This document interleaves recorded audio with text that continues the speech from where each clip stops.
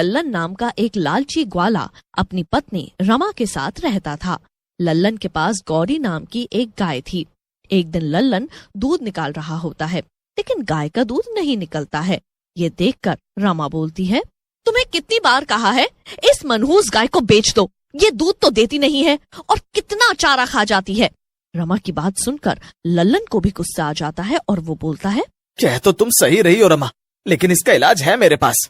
अगले दिन लल्लन बाजार से एक इंजेक्शन लाता है और गौरी को लगा देता है। इंजेक्शन लगने के बाद गौरी दूध देने लगती है। ये देखकर रमा खुश हो जाती है और बोलती है, वाह जी वाह, मजा ही आ गया। इस इंजेक्शन के लगते ही गौरी तो डबल दूध देने लगी है। ये तो जादू का इंजेक्शन है। इसके बाद तो रमा और लल्लन का लालच बढ़ता ही जाता है। वो रोज गौरी को दूध वाला इंजेक्शन लगाते और उसका दूध निकालते, जिसकी वजह से गौरी की सेहत भी दिन प्रतिदिन खराब होती जा रही थी। एक दिन दीनानाथ नाम के गांव वाले के घर पर शादी होती है।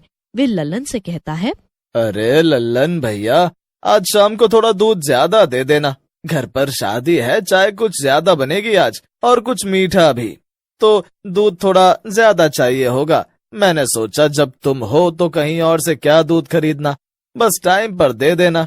अरे दीनू भैया, ये भी कोई कहने की बात है? आप जितना दूध बोलो उतना मिलेगा, आप चिंता मत करो, मेरी गौरी है ना। दीनानाथ के जाने के बाद लल्लन गौरी को इंजेक्शन लगाकर दूध निकालने लगता है, लेकिन गौरी की तबीयत खराब होने के कारण वे ज्यादा दूध नहीं दे पाती।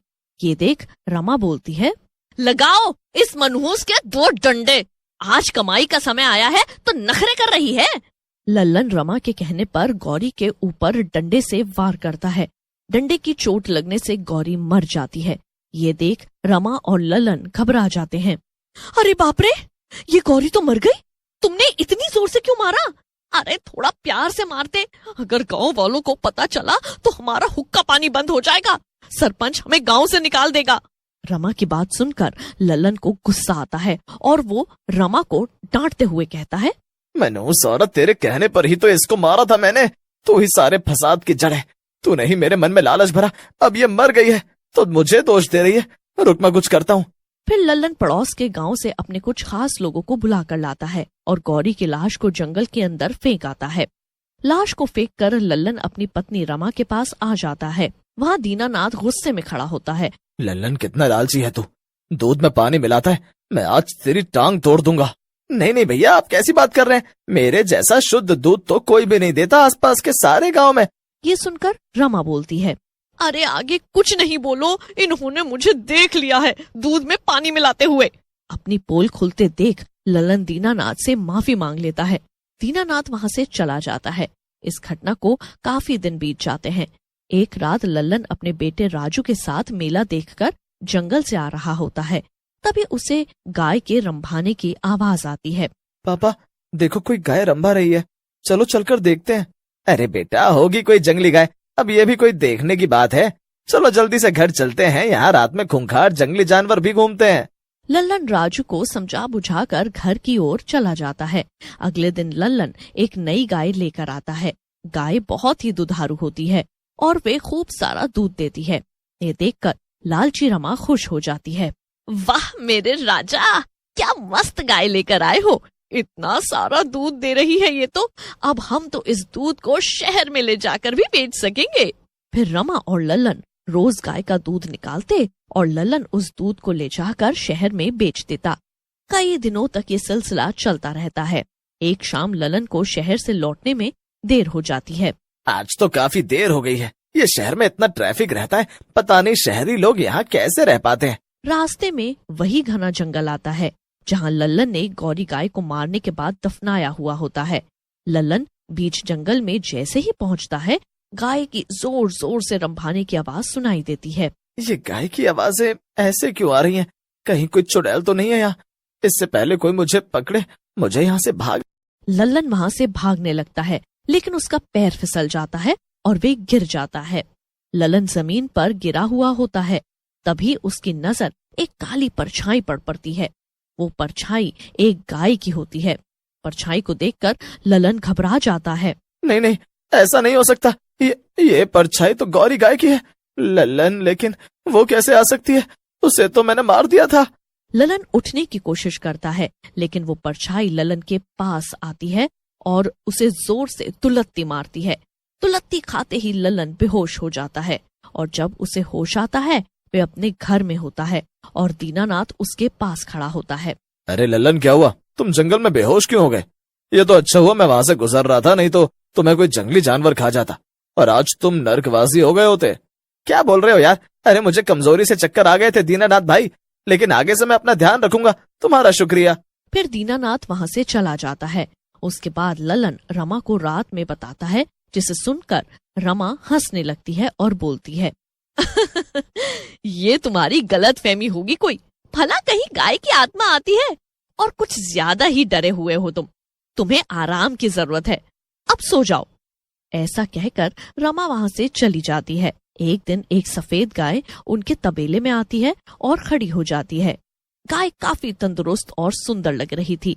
रमा जल्दी से गाय को खूंटे से बांध देती है। अरे रमा, ये क्या कह रही हो? गाय को खूंटे से क्यों बांध रही हो? पता नहीं किसकी गाय होगी है। कहीं इसका मालिक इसे ढूंढता हुआ यहाँ ना आ जाए, फिर हम पर चोरी का इल्जाम लग जाएगा। तुम तो डरते रहो बस। देख नहीं रहे कितनी बढ़िया गाय है? ये रोज का कम से कम 20 लीटर दूध देगी। बांध लेते हैं ना इसको। अगर इसका मालिक आ जाएगा तो वापस कर देंगे, नहीं तो ये गाय अपनी। कह देंगे कि घूमते हुए खुद आई है और हमने कौन सा चुराई है। फिर रमा और ललन उस गाय को भी बांध लेते हैं और शाम को उसका दूध निकालने के लिए जाते हैं, लेकिन नई गाय दूध नहीं देती। ये देखकर ललन और रमा गाय को मारने लगते हैं। सुबह से 50 किलो चारा चर गई है और दूध नहीं दे रही है, चल दूध दे। लेकिन जैसे ही रमा उसे एक बार फिर मारती है, गाय एक शैतानी गाय के रूप में बदल जाती है और रमा को जोर से दुलत्ती मारती है। रमा दूर जाकर गिरती है। अरे ओ मेरी मैया, अरे मर गई रे, ये गाय तो शैतानी निकली, ये कोई भूत है। रमा की हालत देखकर ललन उसे उठाने के लिए उसके पास जाता है, लेकिन उसे भी गाय जोर से तुलत्ती मारती है और बोलती है, दुष्टों, तुम बहुत ही बड़े नीच हो। तुमने मेरी जान ले ली, इंजेक्शन लगा लगा कर मार दिया।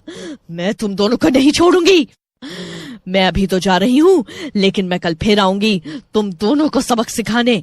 अगली सुबह रमा और ललन गांव के पंडित जी के पास जाते हैं और रोते रोते उन्हें सारी बात बताते हैं, जिसे सुनकर पंडित जी बोलते हैं, तुम दोनों ने बहुत ही बड़ा पाप किया है। गौ हत्या से बड़ा कोई पाप नहीं है। तुमने अपनी प्यारी गाय गौरी को मार डाला। तुम्हें इसकी सजा तो भुगतनी ही पड़ेगी। अब गौरी ही तुम्हें इसकी सजा सुनाएगी। तुमने बहुत गलत किया। रात में गौरी गाय फिर से अपने खूंटे पर आकर खड़ी हो जाती है। पंडित जी गाय के पैरों में गिर जाते हैं और बोलते हैं, गौ माता, इन दोनों ने आपके साथ बहुत ही गलत किया है, लेकिन आप तो हमेशा से सबको माफ करती आई हैं। इन दोनों को भी माफ कीजिए। पंडित जी को देखकर गौरी गाय बोलती है, इन दोनों ने ऐसा पाप किया है जो कि भगवान भी माफ नहीं कर सकते, लेकिन फिर भी अगर इन्हें पछतावा है और ये प्रायश्चित करना चाहते हैं तो इन्हें 100 गायों की पूरी जिंदगी सेवा करनी होगी। गौ माता, हमसे भूल हुई है। हम वैसा ही करेंगे जैसा आप चाहती हैं और आज के बाद हम हर गाय की सेवा करेंगे और लोगों को भी ऐसा करने को बोलेंगे। रमा और ललन के ऐसा बोलने के बाद गौरी वहां से गायब हो जाती है। रमा और ललन भी अपना लालच भूलकर गौ सेवा में लग जाते हैं और तब से कभी भी उन्हें कोई परेशानी नहीं होती। उनका दूध का काम भी बढ़िया चलने लगता है और उसकी कमाई